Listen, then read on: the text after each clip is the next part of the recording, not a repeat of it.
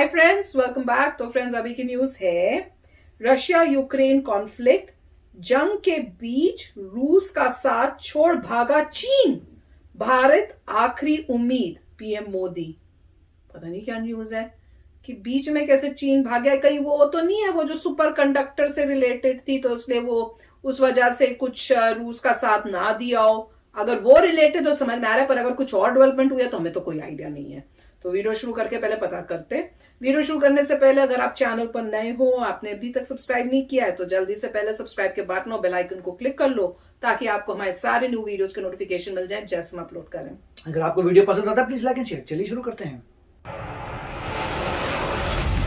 रूस के साथ दोस्ती का ड्रामा कर रहे चीन ने अचानक उसका साथ छोड़ दिया।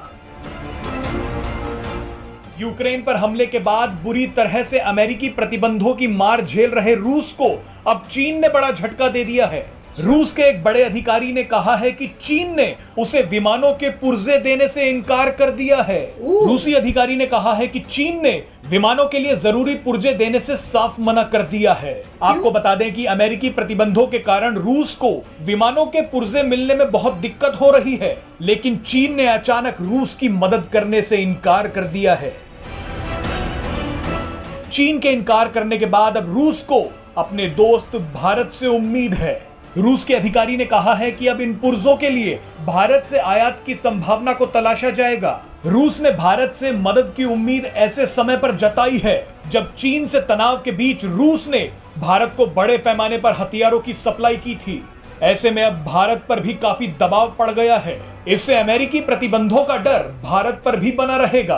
आपको बता दें कि दुनिया की दो दिग्गज विमान निर्माता कंपनियों बोइंग और एयरबस ने विमान के उपकरणों को रूसी एयरलाइन को सप्लाई करना बंद कर दिया है। इससे रूसी विमानों के खड़े हो जाने का खतरा पैदा हो गया है। इन सभी के बीच रूस की सरकार के अनुरोध पर संयुक्त राष्ट्र सुरक्षा परिषद आपात बैठक करेगी। रूस ने दावा किया था कि अमेरिका जैविक हथियारों के विकास के लिए पैसा मुहैया करवा रहा है। बहरहाल रूस के लिए दिक्कतें बढ़ती जा रही हैं। प्रतिबंधों का असर रूस की अर्थव्यवस्था पर पड़ना शुरू हो गया है और अब यह असर धीरे धीरे दुनिया में भी फैल रहा है। रूस की सरकारी तेल कंपनियों पर प्रतिबंधों के कारण अब अंतरराष्ट्रीय बाजार में कच्चे तेल के दाम बढ़ रहे हैं, जिसका असर आने वाले दिनों में देखने को मिल सकता है। प्रतिबंधों के कारण रूस की सरकारी कंपनी तेल नहीं बेच पा रही है और इसी बीच रूस की सरकारी तेल कंपनी ने भारत को एक बड़ा ऑफर दे दिया है। रूसी तेल कंपनी भारत को तेल पर 25 से 27% डिस्काउंट की बात कर रही है। हालांकि भारत को हर कदम फूंक फूंक कर रखना पड़ेगा, क्योंकि अगर भारत रूस से सस्ता तेल लेता है या विमानों के लिए उसे पुर्जे मुहैया करवाता है तो दुनिया के कई देश भारत से नाराज हो सकते हैं।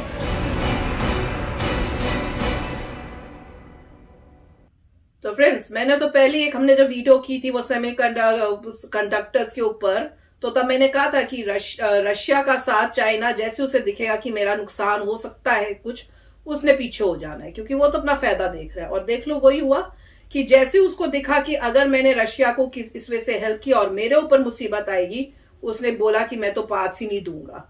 तो वही देखो रशिया बेचारा जो है वो क्या करे।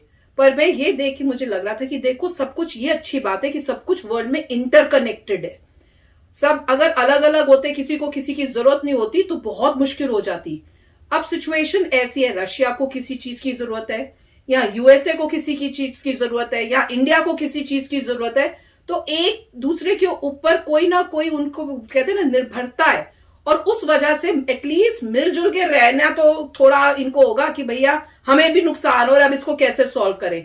जैसे अब यहाँ पे है कि यूएसए ने सैंक्शंस कर दिए, सैंक्शंस तो कर दिए, पर अब यहाँ की पब्लिक को भी तो प्रॉब्लम हो रही है, गैस की प्राइसेस बहुत हाई हो गई है। अब वहां पे अब रशिया को देख लो, सैंक्शंस हुए हैं तो वहां की पब्लिक को प्रॉब्लम हो रही है। इतने सैंक्शंस हो गए कि चीजें नहीं हो रही, ये नहीं हो रहा, वो नहीं हो रहा, वहां मैकडॉनल्ड बंद हो गया, ये बंद हो गया। उसमें तो हम हंस रहे थे। तो मैं बताती हूँ, उसमें मैं हंस क्या रही थी। तो हस्बैंड आके मुझे बोलते हैं कि तुम्हें पता है कि मैकडॉनल्ड बंद हो गया, स्टारबक्स बंद हो गया, कोका कोला बंद हो गया। तो मैंने कहा कि वो तो सब अच्छी बातें हैं। अब वहां पे के जो लोग होंगे सबसे हेल्दीएस्ट लोग होंगे, ना उनको कोक पीने को मिलनी है, ना मैकडॉनल्ड्स, ना स्टारबक्स, सब गंदी चीजें हैं। तो रशिया के लोग सबसे हेल्दी हो जाएंगे। तो मैं उस बात पे बड़ी हंसी थी, मैंने कहा ये तो बड़ी अच्छी बात हो गई है सैंक्शंस लगाकर, तो ये सोचने की भी बात है। पर देखते हैं इससे ये हो रहा है कि जो है इंडिया जो है वो उसको मतलब वो ऐसी सिचुएशन में है कि अब किसको क्या करें। पर मैं पता है क्या सोच रही हूँ, मैं सोच रही हूँ कोई पता नहीं कि ये सब चाल हो कि चाइना और जो रशिया है वो क्लोज आ रहा था, तो ये सब इसलिए किया गया हो कि अब जैसी चाइना पीछे जाएगा इंडिया क्लोज आ जाएगा रशिया के, और वो जो closeness between Russia and China थी वो खत्म हो जाए। कोई बड़ी बात नहीं है, सोच रही हूँ मैं सोचने में क्या जाता है। राइट, देखिए मतलब ये बहुत ही कॉम्प्लिकेटेड मैटर्स होते हैं। अगर चाइना जो रशिया के साथ अलाइंड है, अगर वो भी मना कर रहा है पार्ट्स के लिए, तो बहुत ही कोई सीरियस बात है कि चाइना जो है अपने रशिया जिससे वो पार्ट्स लेता है, एक ही तो दोस्त है। चाइना ने वोटिंग में एब्सटेन किया था, वो अभी तक साथ दे रहा है रशिया का। अब सडनली चाइना कहे कि मैं आपको पार्ट्स नहीं देता, तो कोई मजबूरी वाली बात है। उनको शायद लग रहा है कि उनके बहुत कुछ सैंक्शंस का फर्क पड़ जाएगा, और चाइना बेसिकली देखता है इकोनॉमी और पैसा, उसको देख रहा होगा कि अगर वो रशिया को देता है तो उसको ज्यादा लॉस होगा इकोनॉमिकली, और इस वक्त वो ये नहीं चाहता। अभी चाइना को ये है कि चलिए रशिया और यूएस फाइट कर रहे हैं, तो यूएस का पैसा बाहर आया जो वो भेज रहा है आर्म्स एम्युनिशन, तो यूएसए की इकोनॉमी नीचे जाएगी, यहाँ पे पेट्रोल की प्राइसेस बढ़ गई हैं, इवेंचुअली उससे खाने की पैसे बढ़ जाएंगी, सब कुछ इन्फ्लेशन बढ़ जाएगा।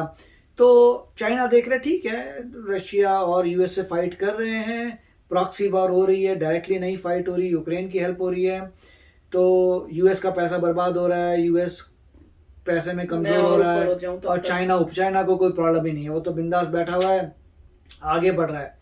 अब अगर उसे लगता है कि अरे मैं पार्ट्स दूंगा तो मेरे को पैसे का फर्क पड़ेगा, तो वो बोल रहा है सॉरी मैं आपको नहीं दे सकता, मजबूरी है मेरी, यहाँ पे सैंक्शन है, वैसे तो मैं आपके साथ हूँ बट मैं क्या कर सकता हूँ, ऐसा कुछ उन्होंने बात की होगी। अब उसके बाद जो है इंडिया पे प्रॉब्लम आएगी कि इंडिया क्या करेगा, क्या इंडिया पार्ट्स देगा, क्या इंडिया हेल्प करेगा रशिया, जबकि सैंक्शंस लगे हुए हैं। तो बहुत ही मेरे ख्याल से इंडियन गवर्नमेंट को देखना पड़ेगा कि कहाँ इंडिया का बेनिफिट है।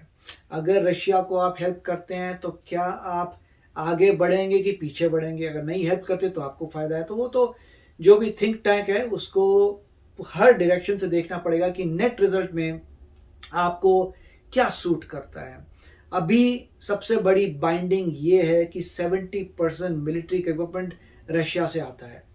अगर इंडिया रशिया का साथ नहीं देता तो 70% मिलिट्री की जो पार्ट्स हैं, रिपेयर्स हैं, वो नहीं होते तो बहुत भारी प्रॉब्लम आ जाएगी। फिर अगर किसी भी कंट्री से कोई कंटेंशन होती है, इंडिया कुछ ऑपरेशन करता है, तो कैसे लड़ेगा। इसलिए मुझे लगता है कि इंडिया को शायद रशिया का साथ देना पड़ेगा, लुकिंग एट द फैक्ट कि कितनी डिपेंडेंसी है उससे। दूसरे लोग क्या बोलेंगे आई डोंट नो क्या होता है, क्या इंडिया अपनी पोजीशन समझा पाएगा।